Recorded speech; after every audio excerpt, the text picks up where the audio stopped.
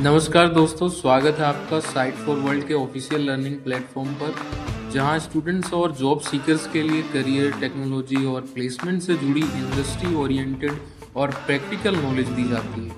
अगर आप अपनी स्किल्स को नेक्स्ट लेवल तक ले जाना चाहते हैं तो आप बिल्कुल सही जगह पर आए हो। चलिए शुरू करते हैं आज का इम्पोर्टेंट सेशन। नमस्ते स्टूडेंट्स। आज का टॉपिक है मॉडर्न सीएसएस लेआउट्स। रेडी हो? फोकस मोड ऑन है ना? देखो, अगर आपने कभी भी सीएसएस में एलिमेंट्स को अलाइन करने की कोशिश की है तो आपको पता होगा कि कितनी फ्रस्ट्रेशन होती है। सही बोल रहा हूं ना? पर चिंता मत करो, आज हम इस सारे केओस को, इस सारी कंफ्यूजन को बिल्कुल क्लैरिटी में बदल देंगे। तो चलिए शुरू करते हैं। तो आज हम क्या क्या सीखने वाले हैं, एक क्विक लुक लेते हैं। सबसे पहले हम पुराने लेआउट के स्ट्रगल्स को समझेंगे, क्यों इतनी दिक्कत आती थी। फिर आएंगे हमारे दो हीरोज, फ्लेक्सबॉक्स और ग्रिड। इनकी सुपर पावर्स को आसान भाषा में समझेंगे। उसके बाद एक बहुत ही कॉमन प्रॉब्लम, मोबाइल पर जो हॉरिजॉन्टल स्क्रॉल आ जाता है, उसको जड़ से खत्म करेंगे। और एंड में आपके पास होगा एक solid modern layout tool box. Ready हो? पहले तो ये बताओ, वेब लेआउट्स को अलाइन करना इतना मुश्किल क्यों लगता है? कभी सोचा इस बारे में? मतलब एक सिंपल सा डिव दूसरे के साइड में रखना है, या किसी चीज को पेज के बिल्कुल सेंटर में लाना है। इतना बड़ा पहाड़ जैसा काम क्यों बन जाता है? फोकस है ना स्क्रीन पे? इसी क्यों का जवाब आज हम ढूंढने निकलेंगे। चलो टाइम मशीन में चलते हैं। सबसे पहले देखते हैं पुराने दिनों का स्ट्रगल, जब डेवलपर्स को लेआउट बनाने में क्या क्या पापड़ बीलने पड़ते थे। स्क्रीन पे देखो, ये जो दिख रहा है ना, इसको बोलते हैं डिव सूप। मतलब एक डिव के अंदर दूसरा डिव, उसके अंदर एक और। बाप रे! लेआउट बनाने के लिए इतने सारे डिव्स डाल दिए जाते थे कि कोड को समझना और मैनेज करना एक सपने से कम नहीं था। बुरा सपना। आपने भी ये झेला है ना? सच बताना। तो ये है लेआउट की एवोल्यूशन की कहानी। सोचो, 1996 में लेआउट के लिए HTML टेबल्स यूज होते थे। Can you believe it? Tables जो डेटा के लिए बने थे, उनसे वेबसाइट बना रहे थे। फिर 1998 में फ्लोट्स और पोजीशन आए। थोड़ी पावर मिली, हाँ, लेकिन साथ में क्लियरिंग फ्लोट जैसी नई नई प्रॉब्लम्स भी आईं। और फिर 2012 में पिक्चर के हीरोज की एंट्री हुई, फ्लेक्सबॉक्स और ग्रिड, और मॉडर्न युग शुरू हुआ। और अब आती है एंट्री हमारे पहले हीरो की, फ्लेक्सबॉक्स। इसमें आके पूरा गेम ही बदल दिया। देखते हैं कैसे। तो फ्लेक्सबॉक्स आखिर है क्या? एकदम आसान भाषा में, ये एक वन डायमेंशनल लेआउट मॉडल है। इस वन डायमेंशनल शब्द पे ध्यान दो। वन डायमेंशनल मतलब एक बार में या तो रो या फिर कॉलम, बस। इसका मेन काम क्या? कंटेनर के अंदर आइटम्स के बीच स्पेस को ठीक से बांटना और उन्हें अलाइन करना। समझ आया इसका मेन पर्पस? अलाइनमेंट और स्पेस डिस्ट्रीब्यूशन। बोल के देखो एक बार। और पता है बेस्ट पार्ट क्या है? इसे यूज करना बच्चों का खेल है। सीरियसली, आपको पेरेंट कंटेनर पे सिर्फ एक लाइन लिखनी है, डिस्प्ले फ्लेक्स। बूम! इतना करते ही फ्लेक्सबॉक्स की सारी पावर्स अनलॉक हो जाती हैं। है ना एकदम सिंपल? चलो एक प्रैक्टिकल एग्जांपल देखते हैं। मान लो आपको स्क्रीन पे दिख रहे कार्ड्स जैसे कार्ड्स बनाने हैं। सिंपल है, कंटेनर पे डिस्प्ले फ्लेक्स लगा दो। अच्छा, अगर कार्ड्स एक लाइन में फिट नहीं हो रहे हैं तो क्या करोगे?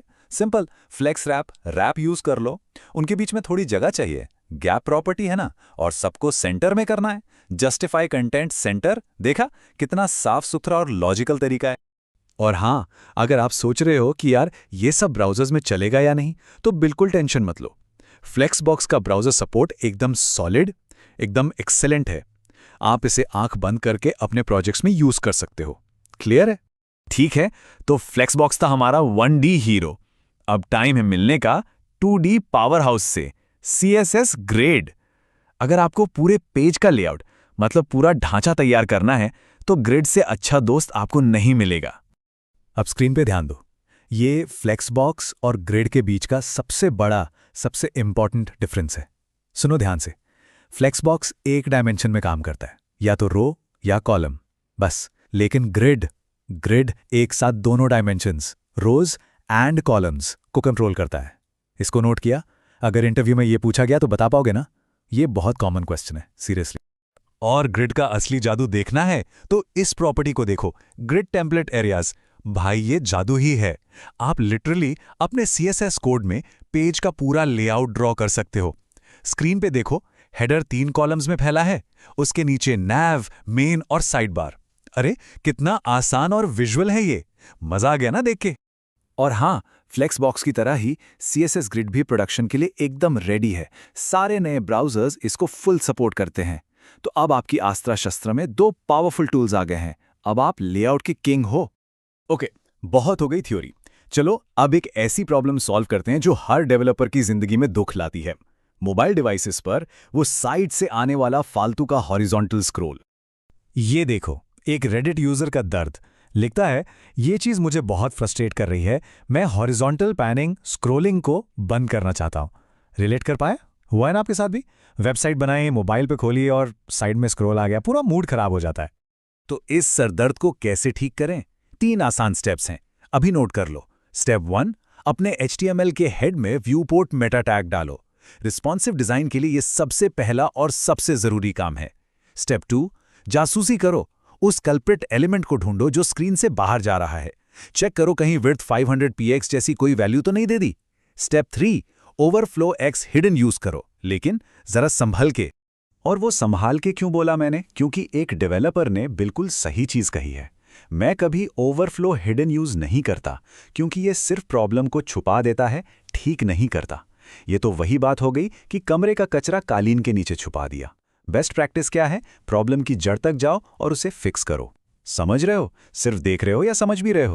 तो आज हमने काफी कुछ सीख लिया। अब इस सारी नॉलेज को एक सिंपल से टूल बॉक्स में पैक करते हैं ताकि आपको हमेशा याद रहे कि कौन सा औजार कब इस्तेमाल करना है। ये टेबल आपका फाइनल चीट शीट है। दिमाग में बैठा लो उसको। जब चीजों को एक लाइन में अलाइन करना है, एक रो या एक कॉलम में, जैसे कि नेविगेशन बार, तो क्या यूज करोगे? Flex box. और जब पूरे पेज का 2D स्ट्रक्चर बनाना है, हेडर, साइड बार, कंटेंट, तब ग्रिड। एक सिंपल रूल याद रखो, flex box for content first alignment and grid for layout first structure. Flex box components के लिए, ग्रिड पूरे पेज के लिए। क्लियर है? तो अब लेआउट का सारा ख्यास खत्म हो चुका है। आपके पास क्लैरिटी भी है और पावरफुल टूल्स भी। रिजल्ट चाहिए या टाइम पास? रिजल्ट चाहिए ना? तो अब आप सबसे पहले क्या बनाओगे? अपने नए सुपर पावर से कौन सा अमेजिंग लेआउट क्रिएट करोगे? कमेंट्स में मुझे जरूर बताना। प्रैक्टिस करोगे ना? सिर्फ देखने से नहीं होगा। तो हमारे चैनल को सब्सक्राइब कीजिए और वीडियो को अपने दोस्तों के साथ शेयर जरूर कीजिए। कमेंट सेक्शन में अपना डाउट या नेक्स्ट टॉपिक लिखना मत भूलिएगा।